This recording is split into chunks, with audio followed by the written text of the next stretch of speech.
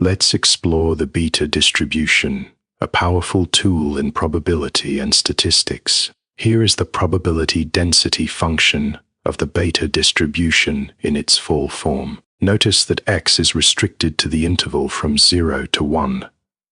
The denominator contains the beta function, expressed using gamma function. This beta function serves as the normalizing constant for our distribution. Let's clear the screen and break down each part of the formula individually. We'll keep the full formula highlighted as a reference while we examine each piece. Part 1 is x raised to the power alpha minus 1.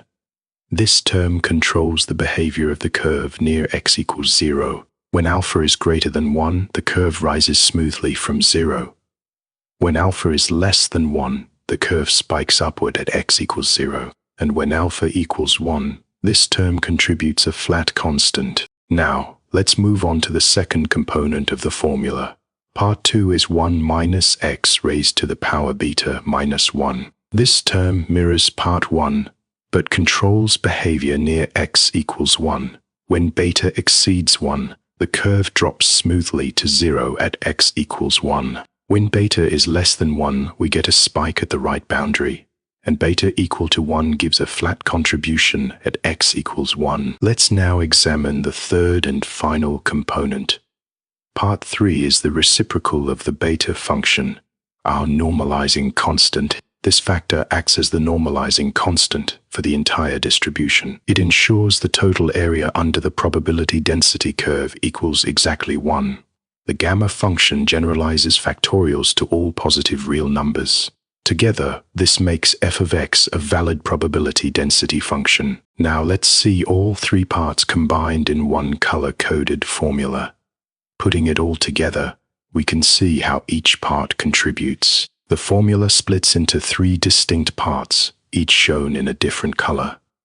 In orange, the normalizing constant ensures the distribution integrates to 1. In green, x to the alpha minus 1 shapes the left side of the curve. In red, 1 minus x raised to beta minus 1 shapes the right side of the graph. Let's now visualize how different parameter values change the distribution's shape. Here are our axes with x from 0 to 1 and f on the vertical axis.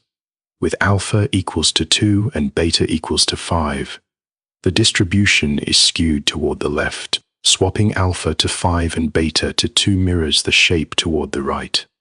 When alpha and beta are both 2, we get a beautiful symmetric bell shape. With both parameters at 1/2, we get a striking U-shaped distribution. Let's wrap up with the key properties of the beta distribution.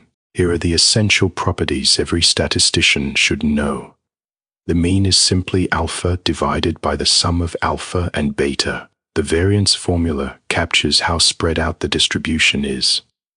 The mode gives the peak location when both parameters exceed 1, defined on 0 to 1, making it ideal for modeling probabilities. The two parameters alpha and beta together control the entire shape. And when both equal 1, we recover the familiar uniform distribution.